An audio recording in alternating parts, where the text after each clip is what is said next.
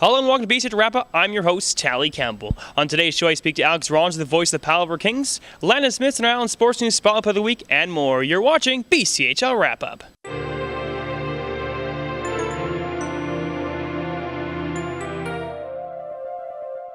The Powell River Kings are currently first place in the BCHL, and we caught up with Alex Rawnsley, the voice of the Kings. Christopher Munns-Mickelin here reporting for BCHL Wrap-Up, and I'm joined by Alex Rawnsley, the voice of the Powell River Kings. Thanks for agreeing to do the interview, Alex. Yeah, pleasure, thanks. So going into the season, looking at the team's roster, did you expect the Kings to do as well as they have so far this season?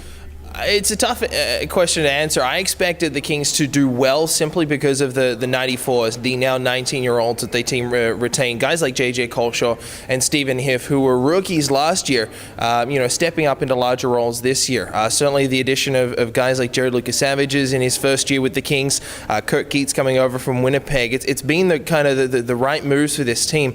So to say I expected them to be this good, it's a tough question to answer. I expected them to be good, and I expected them to contend coming into tonight's game. It's 28 out of 41 victories. That's a difficult question to answer. Absolutely. Now, Jared Lucas-Savages, 1.1 points per game player, top points on the Kings. Mm-hmm. Did you expect him? Is he sort of like the Kings' rising star?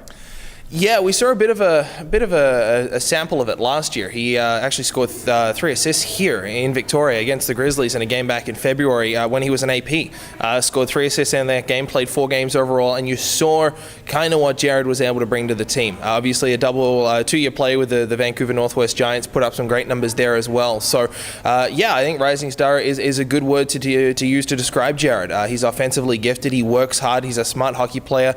He penalty kills. He's obviously out on the power play as well. So I think you look at Jared and he contributes in all segments of the ice, which is one of the huge prerequisites and huge conditions for being a Powell River King, is the fact that you're not just a specialty power play guy. You're not just a guy who's going to play on the top line even strength. You got to be able to do it all. And I think that's something that Jared brings to the roster.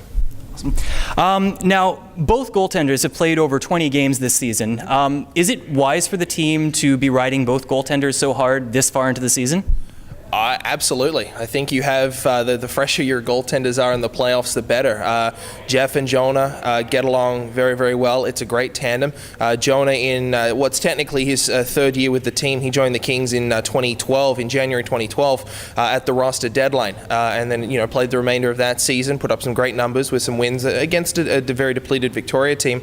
Struggled a little bit last year and has done well this year in kind of regaining his game, and I think Jeff has done a lot to help that out. And it's a healthy competition with 2 guys kind of pulling for the same spot. You can only have one at a time. You can only have one guy go per night, and both guys want to be there. It was a great quote out of a Lower Mainland newspaper for an interview from Jeff. He's such a naturally gifted athlete, and he says, when Jonah gets the start, fair enough, but he still wants to be out there, and even if he has to dress as a defenseman, he wants to go, and that's that natural competition that you want.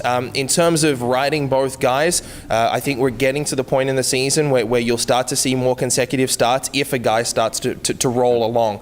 And if he falters, then you've got an equally capable guy, both with 14 wins coming into tonight's game, who's able to go at any moment. All right, one last question. You guys AP'd former Nanaimo Clipper Eric Margot. Mm-hmm. What did you think of him? First game last night, good. Skated like a BCHLer. Obviously 30 games this year with the Nanaimo Clippers, or just over 30 games, 4 goals in that as well. So I liked him last night against Nanaimo. We'll see what happens this evening against Victoria. But overall, I thought he was good, strong on the puck, made some tough decisions and some right decisions as well. You could certainly see that he wasn't your prototypical AP making the jump up to a higher level of hockey, say for a midget. He was a guy that's seen it, he's done it, he's succeeded in it with Nanaimo. Kings were fortunate enough to AP him after he was released from that roster, and I think he's a good addition here tonight for the Powell River Kings. Awesome. Well, thank you very much. Back to you, Tally. It's now time to pass the game of the week. The Nanaimo Clippers take on Victoria Grizzlies here at Frank Crane Arena. Pick of Renyard. Puck to the right side for Hookinson. He backhands it down low. Curley behind his net, passes the puck off. Stevens to the point, kept in. Pryor, wrist shot, tip, rebound, Hanlon shot, scored! Hanlon from the slot. Clippers lead 1-0. Outside the Clipper line for Egley. Egley closing, wrist shot blocked by Savitsky. Egley got the puck back, centering pass. Mackey's trying to jam it. Egley is shot, he scores! Brandon Egley on the rebound. as the Victoria offense kept coming up with the puck. It's a 1-1 tie. The left point for Schmeiser. Holds the puck in. Schmeiser for Jerry Fitzgerald. Wrist shot scored off the post and in. And Jerry Fitzgerald has his league-leading 11th power play goal. The Grizzlies have a 2-1 lead. Dolan loading up. Dolan, a wrist shot, goes wide of the net. Rebound free. Morgan chasing after it. McGuire tips it ahead to Forster. Forster comes to center on the left wing. Over the Nanaimo line, Garrett Forster across his pass. Albertini scores high on the glove side. A 4-on-4 goal, and it's 3-1 Victoria. Left point to Pryor. Moves to the middle. Pryor winding up. Passes to Gushu. One-time shot. Ripped that one high and wide. Puck goes to Pryor at the right point.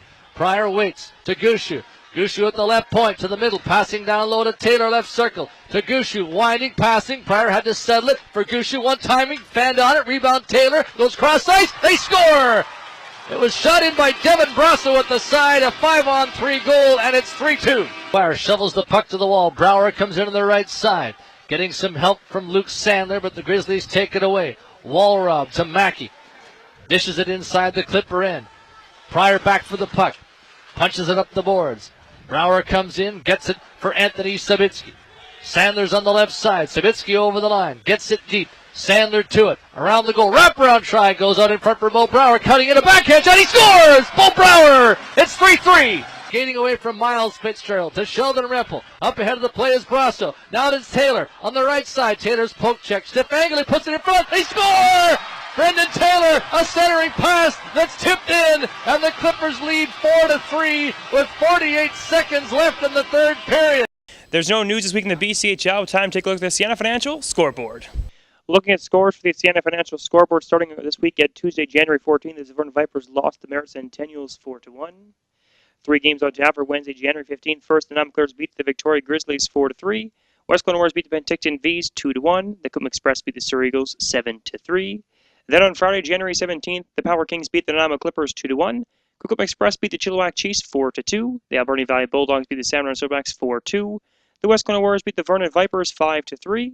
The Trail Smoke Eaters also beat the Surrey Eagles 5-3. The Victoria Grizzlies beat the Prince George Spruce Kings 6-5. And the Penticton V's lost the Merritt Centennials 2-1. On Saturday evening, Salmon Arm Silverbacks beat the Penticton V's in overtime 3-2. The Vernon Vipers beat the Alberni Valley Bulldogs 4-1. The Coquitlam Express beat the Chilliwack Chiefs 6-3. The Prince George Spruce Kings beat the Couch Valley Capitals to clinch a playoff spot 6-4. The Trail Smoke Eaters lost to Langley Rivermen in overtime 3-2. And the Powell River Kings beat the Victoria Grizzlies 5-2. And with a couple games on tap on Sunday, January 19th, the Coquitlam Express beat the Trail Smoke Eaters 7-2. The Nanaimo Clippers beat the Prince George Spruce Kings 4-1. The Couch Valley Capitals beat the Powell River Kings 2-1. The West Kelowna Warriors beat the Alberni Valley Bulldogs 5-3. Salmon Arm Silverbacks beat the Vernon Vipers in overtime 3-2. And the Surrey Eagles beat the Langley Rivermen in overtime 5-4. This was your Siena Financial Scoreboard. For more information, visit www.siena.com. Looking at the standings, the BCHL, starting with the interior division, the Penticton V's lead the way with 60 points. Behind them, the West Kelowna Warriors have 56. 54, the Vernon Vipers. 50, the Salmon Arm Silverbacks, with 2 games in hand. Those Merritt Centennials are with 48. And in the back of the pack of the interior division, the Trail Smoke Eaters at 23. On the Island Division, the Powell River Kings lead first with 62 points. The Victoria Grizzlies behind them with 61. The Nanaimo Clippers at 46. The Couch Valley Capitals have 36 points. And the Alberni Valley with 44 games have 33 points. In the mainland division, clinched playoff spots, the Langley Rivermen with 62 points. The Prince George Spruce Kings also have a clinched playoff spot with 54. The Coquitlam Express with 48. Surrey with 38. And the Chilliwack Chiefs in the back of the pack in the mainland division with 24. That's in the BCHL standings. It's now time for Allen's Sports News Spotlight of the Week. This week we're featuring Landon Smith of the Salmon Arm Silverbacks.